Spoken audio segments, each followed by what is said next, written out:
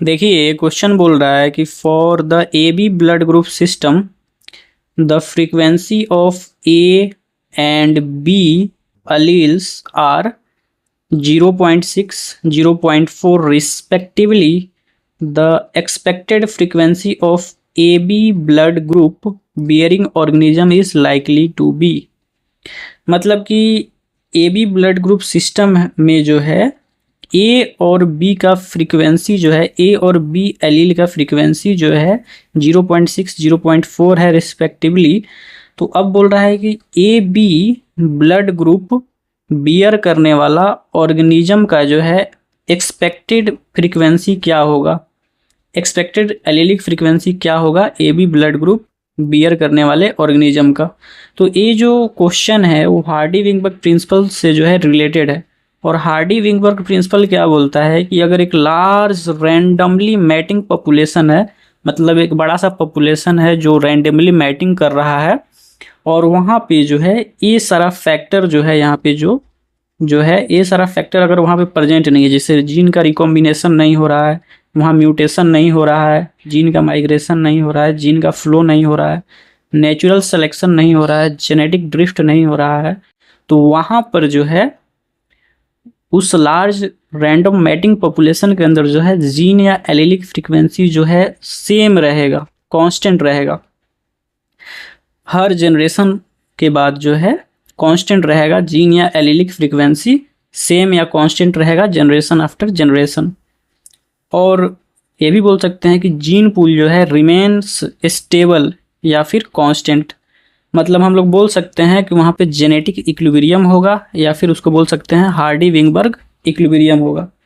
अगर ये सारा फैक्टर जो है उस लार्ज रैंडम मैटिंग पॉपुलेशन में अगर वहाँ पे नहीं हो तब। तो कहने का मतलब है कि sum total of allylic frequency जो है वहाँ पे 1 होगा।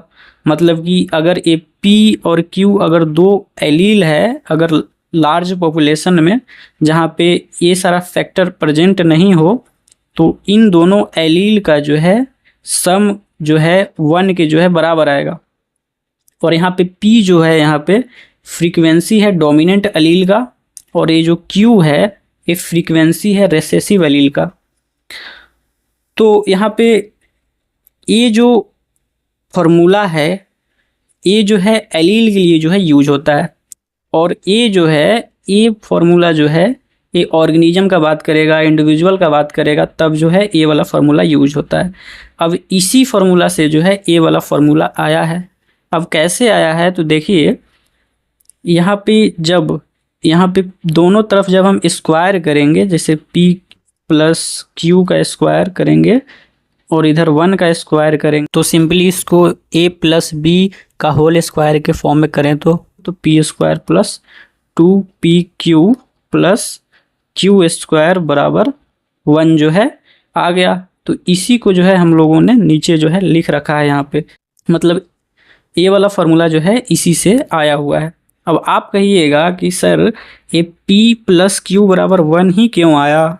तो यहाँ पे मान लीजिए अगर कोई लार्ज पॉपुलेशन है कोई जिसमें ये p का जो है वैल्यू जो है वो किसी लार्ज मैटिंग पॉपुलेशन में p का वैल्यू जो है 60% है, p अलील जो है वहाँ पे उस पॉपुलेशन में 60% है, यानी कि 100% में 60% है, और ये जो q है वो 40% है। तो ये 100 में 40% है, तो इसको अगर हम लोग कटाएंगे तो ये आएगा 0.6 और ये आएगा 0.4, और जिसको हम लोग फिर से ऐड करेंगे तो 1 के बराबर आ जाएगा। तो इसी तरह जो है ये 1 के बराबर जो है आ जाता है।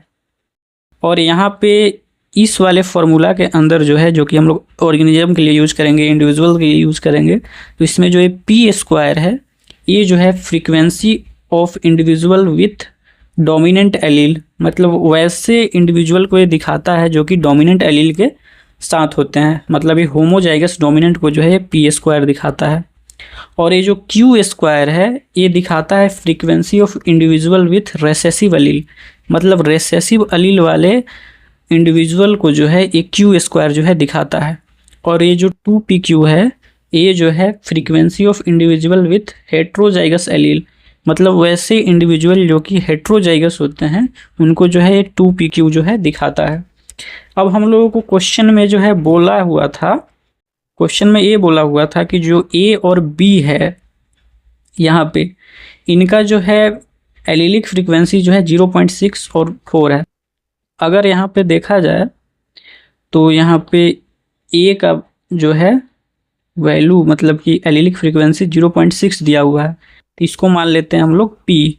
और यहाँ पे बी का जो है एलिलिक फ्रीक्वेंसी 0.4 दिया है, इसको हम लोग मान लेते हैं क्यू। और हम लोगों से बोला है यहाँ पे कि एक्सपेक्टेड फ्रीक्वेंसी बताइए ए बी ब्लड ग्रुप का।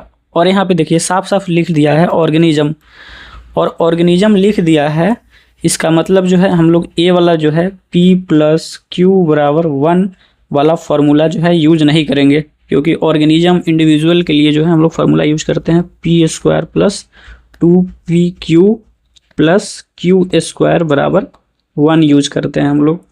और हम लोगों से ए बी का पूछा है, तो ए और बी जो है यहाँ पे हेट्रोजाइगस है, यहाँ पे जो कि हेट्रोजाइगस वाले को ये 2PQ दिखाता है।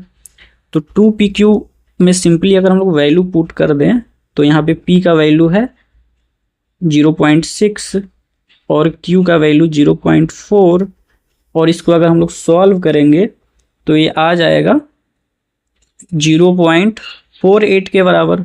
अब क्योंकि यहाँ पे 0.48 जो है डेसिमल में है, तो डेसिमल से परसेंटेज में कन्वर्ट करने के लिए जो है हम सिंपली क्या करते हैं 100 से जो है गुना करते हैं। तो यहाँ जब 100 से गुना करेंगे तो ये कन्वर्ट हो जाएगा 48% में। तो यहाँ पे आंसर जो है 2 नंबर जो है सही हो जाएगा, 48% आंसर जो है इसका हो जाएगा।